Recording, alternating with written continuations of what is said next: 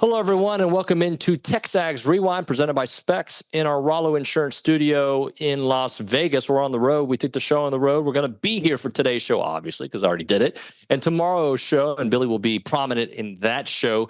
Billy made an appearance on today's show. He was actually pretty good on time-wise as he's traveling to Las Vegas. Nick, your favorite part of the show? My favorite part of the show, probably the fan show with those guys in the studio and you in Vegas. That's the first time we've done something like that, so it was cool. I like their thoughts on the bowl game, looking optimistic and whatnot. I think you said that because they're standing right in front of you. No. Believe me, I wouldn't be afraid. You know. Okay. Well, I liked Coach Alan Weddell. I thought he was fantastic. Great insight there. And let's see. And we had some fun in the Go Hour. That and more. It's the Rewind. Check it. Fully expect a Mike Elko domination. And I know I've done that before and been right. And I've done that before and been totally wrong. But I'm feeling really good about our Aggies this week. Well, we should. First of all, I think if everything was the same from the regular season, A&M just has a better team. Yes. And, we're looking at a USC team that's 6-6. Found ways to lose games. And, man, have they been hit by by opt-outs and transfer portal and whatnot. So, key offensive players. If you know one thing about a Lincoln Riley team, they're going to have a really good offense typically and a so-so defense. Yeah. This year, the defense has been better than he's used to. He fired Alex Grinch last year. But offensively, they have had some miscues at the end of games. And then all their best players, gone. Yeah. In fact, they're down to the third-string running back, kid from McKinney. I think his name's like Brian Johnson. Which, by the way, doesn't really matter when you're Texas A&M. It hasn't. They do have 4 of their offensive linemen playing. I think their right tackle started every game, went into the transfer portal. They do have an all-conference guard, and his name escapes me right now. But it hasn't been just a explosive offense. It has been at times. I think they scored 33 against Penn State. Maybe it's 30. Maybe they either lost 36-33 or 33-30. So they've had their moments, but overall, it hasn't really been an explosive offense. Yeah, it has not been a typical Lincoln Riley style team. Look, let's kind of go through the obvious things here before we get into the deeper parts, because in the next segment, I do want to go through some of these players. But coaching-wise, if we're talking about offense, Lincoln Riley typically has a good offensive team, but we have seen the luster off of his name since he got to USC really go south. And we had talked about it when he was at Oklahoma. There were some questions about him then. He inherited kind of like the same kind of Ryan Day questions, but I'd say even more apparent for Lincoln Riley. How would you motivate your players to say, hey, yeah, we all know all the circumstances and situations surrounding bowl games now, but as a coach, how would you get your guys ready to play? That's a challenge. And I think we've seen it in the past. I think last year, if you look at the Aggies game against Oklahoma State, I believe it was, they came out ready to play. They were excited. They had a new coach. They wanted to impress the coach. And they were ready to play and excited. A few years ago, I think we played Kansas State in Reliant or back there, and they stunk the place up. They didn't want to be there. So that's a challenge to the coaches. That's why they get paid the big bucks, I guess, because motivating 19, 20-year-olds whose friends are at home chasing their girlfriends while they're out hitting each other isn't always the best thing to do in the middle of December. But used to use bowl games as a teaching point for the young kids, because you got 2 or 3 weeks in of good work, and a reward to the starters and those guys to get to play one more football. But again, you get down to this, it's a great game, and college football used to be an amateur sport, and you play amateur sports for the fun of it. So now with all the money and the transfers and all the other stuff goes with it, it's kind of hard to call it an amateur sport anymore. So it is a challenge to the coaches to get the kids ready mentally for the game. Coach Weddell, we always hear about these 15 extra practices, how crucial they are. From a coach's perspective, explain how those 15, which feels like not a lot of football happening from the last game to the bowl game, how that can be so beneficial, the why behind it for next season. Well, you talk about how important spring training is. Spring training is 15 practices. So what you get is another spring training for your young kids. Now, these young kids have been playing scout team for the last 3-4 months. They've been in the back of the line when they do skill drills and fundamental drills. So it's a time for you to be able to evaluate the progress that you've made with these young kids going into all season and being able to tell these young kids what they have to do to be able to get on the field next year. So it's another spring training is what it amounts to for the young Weddell.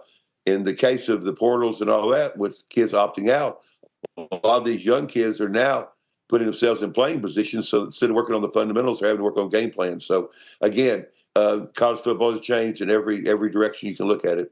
I hate using this word because we've seen it too many times, but the potential of these guys, a lot of young players that we know the talent that maybe in the right system, we get to see that talent maximized.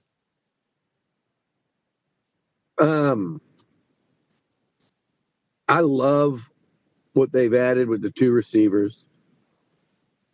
I'm a lot more optimistic about what they're doing on the D-line because I know there's going to be more added. I wasn't getting nervous, but I was going, there's a high number they need to add there, like probably as many as 5. And so when you were sitting at 0 or 1, I didn't feel like that was enough, or it wasn't enough. I felt like that second window of the portal, which I think we're in now, and we're starting to see some more guys go in, which was really fruitful to Elko and company last year. That second window, yes, there's going to be some players, and I think you might look up, especially after these last 2 portal additions on the D-line, if they can continue to upgrade. I think they need a little more impact. What I think, any of these guys could be impact, but what I think will be real impact, as in push these guys you're going to see start the bowl game, Regis, Ryland, DJ, and Howell. You got to get guys that are going to push them where they're going to have to fight to start. And maybe you've already got that, but I think I'd like to see some, I'm not saying you're going to go get the Big Ten sack leader like you did with Nick Scorton and a first-team All-SEC pick. But, yeah, I'd love to see them get somebody that we think has the potential to be a first-team all-conference player out of the portal at your biggest position of need.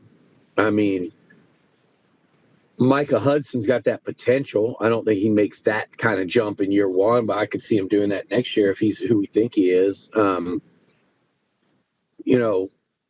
Craver comes in, having played in the league and been a good player already. So I'm excited about receiver. I still think same deal. I'd like to see them add kind of the guy that a big outside guy that's ready. We talk about football, but basketball coming up too. We've got what? We've got a game Saturday, one more kind of tune-up before we hit SEC play, and then and then next Saturday we start SEC play at Texas.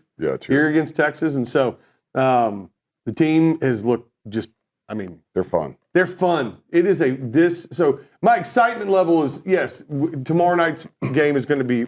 I'm looking forward to it, but I've got my mind tuned and everything kind of tuned towards basketball at this point, and I think it's going to be a really good run. And the SEC is just going to be so fun to watch all year because they're all just so darn good. Yeah, everybody. Boy, what's on your mind, buddy? Well, I think you understand one thing that's on my mind. It's Boxing Day, so there's like 8 matches going on today. So it's just so when there's nothing else to watch or it's early morning, us Premier League fans are drinking coffee and deep into matches. Yeah, they get sometimes do people who don't follow soccer know what Boxing Day is about? Well, the origin of Boxing Day has a whole thing to do with basically the day after Christmas was the one day of the year that the masters would give their servants the day off, and they would bring them a box, and it would have like cured meats and treats and like little trinkets for the kids. So it's like the one time that the masters actually gave back to the servants, and the servants got the day off. It's called Boxing Day. And so what Boxing Day has turned into is in the Premier League, like almost, if not everybody, almost everybody plays on Boxing Day. It's almost like the Premier League's giving back to the fans, kind of thing. Cool. So it's a ton of fun. And because of the broadcast rights and everything, it's TBS, TNT, CBS, Peacock, so it's NBC, so it's really expanded, everything. And and the Americans that are Premier League fans, they just get used to waking up a little bit early on the And weekends. your team is? I'm West Ham. And they're West playing Ham United. currently? They're currently playing Southampton. They're at 1-0. Not that I checked it at the break or anything. But what else is on my mind? One, best gift I got for Christmas, I got an Aggie Dad shirt for my daughter. Oh, So, there you go. Yeah. Second best, I got an Italian pasta maker, so I'm going to start making my own pasta.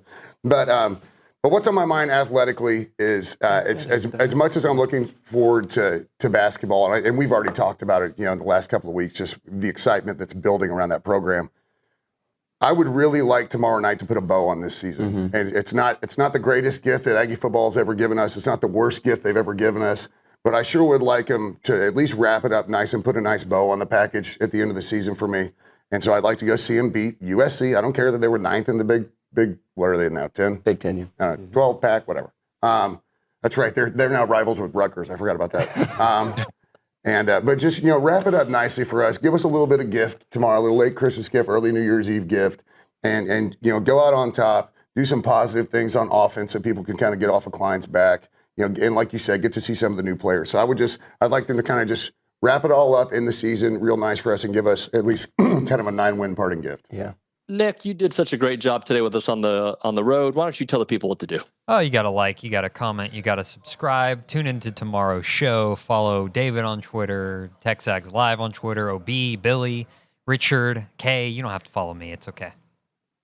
That means that's your way of saying follow me, please. No, I have That's like all right. 100 followers. It's really okay. We'll see you next time. Thanks so much for watching.